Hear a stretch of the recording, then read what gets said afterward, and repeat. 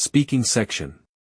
The speaking section tests your ability to communicate in English in an academic setting. During the test, you will be presented with 4 speaking questions. The questions ask for a response to a single question, a talk, or a lecture. The prompts and questions are presented on time. You may take notes as you listen, but notes are not graded. You may use your notes to answer the questions. Some of the questions ask for a response to a reading passage and a talk or a lecture. The reading passages and the questions are written, but the directions will be spoken. Your speaking will be evaluated on both the fluency of the language and the accuracy of the content. You will have 15 to 20 seconds to prepare and 45 to 60 seconds to respond to each question. Typically, a good response will require all of the response time and the answer will be complete by the end of the response time. You will have about 17 minutes to complete the speaking section. A clock on the screen will show you how much time you have to prepare each of your answers and how much time you have to record each response. You will now be asked a question about a familiar topic. After you hear the question, you will have 15 seconds to plan your response and 45 seconds to speak. Some people like big stores to shop. Other people like small stores. Which do you like better? Tell me why.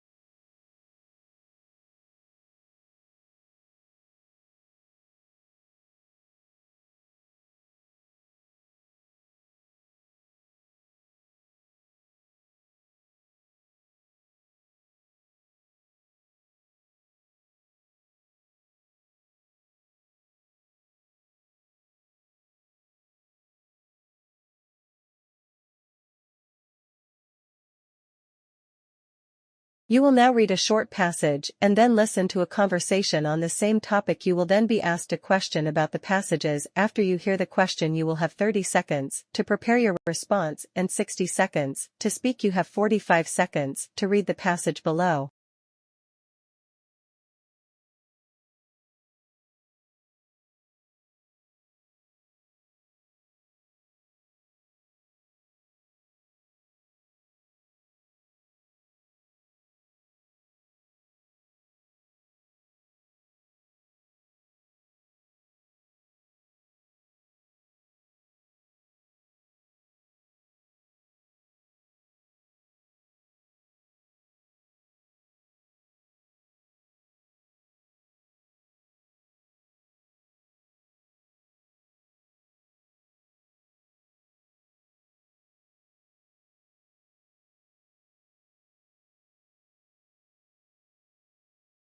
Listen to 2 students discussing this article. Have you read the letter suggesting a campus art museum? Yes, but it's unlikely to happen. Why do you think so? First, we already have easy access to the County Art Museum downtown, just a 30-minute bus ride away. That's true. Plus, with a student ID, admission is only $2, and it's free for students on Mondays. Indeed, students can see renowned artworks there. For instance, they're exhibiting 20 paintings by Rembrandt, the famous Dutch artist. Impressive. While our alumni are generous, we're already seeking their support for costly new student center and library projects. That's right. Considering these major projects, it's doubtful they'd contribute to an unnecessary art museum at this time. The man expresses his opinion about the proposal described in the letter. Briefly summarize the proposal. Then state his opinion about the proposal and explain the reasons he gives for holding that opinion.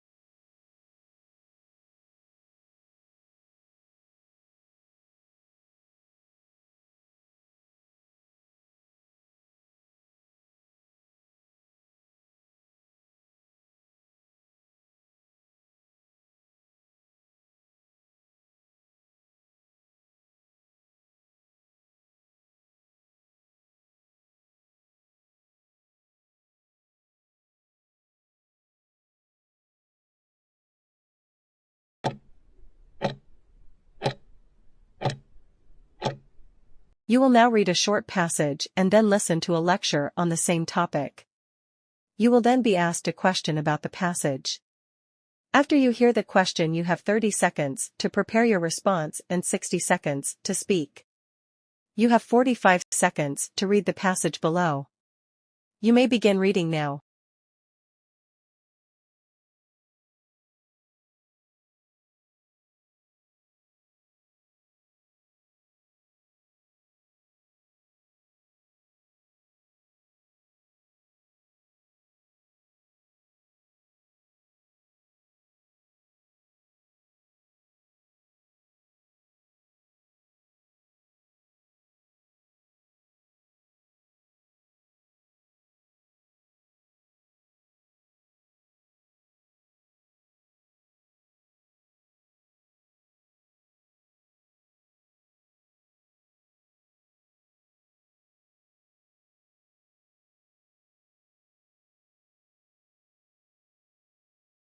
Now listen to part of a lecture from an ecology class. Today, we're discussing optimal foraging. Animals are constantly making decisions about what and where to eat, but they're not simply grabbing the first thing they see. They consider factors like the size and nutritional value of the food, as well as the energy expended in finding and obtaining it. Let's take the example of a crow that feeds on shellfish with hard shells. To eat them, the crow needs to crack the shell open. Here's where the crow demonstrates optimal foraging behavior. It doesn't just pick any shellfish, it specifically chooses larger ones, maximizing its energy gain. Additionally, the crow doesn't waste energy by flying to an excessive height before dropping the shellfish. It carries it to a specific height, around 5 meters, which is just enough force to break the shell. This way, the crow expends the minimum amount of energy necessary to get the most out of its meal. Connecting to the definition, this example highlights the core aspects of optimal foraging. The crow makes choices that maximize its energy gain, choosing large shellfish while minimizing energy expenditure, dropping from the optimal height. This behavior ensures the crow gets the most out of its foraging efforts. Explain how the example from the professor's lecture illustrates the concept of optimal foraging.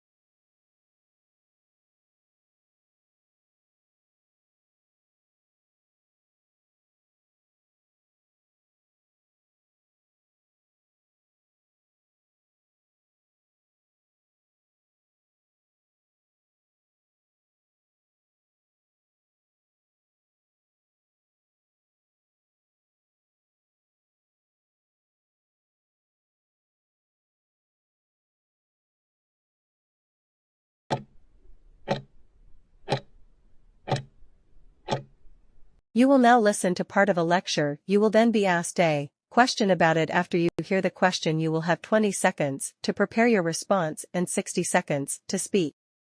Listen to part of a lecture in an environmental science class.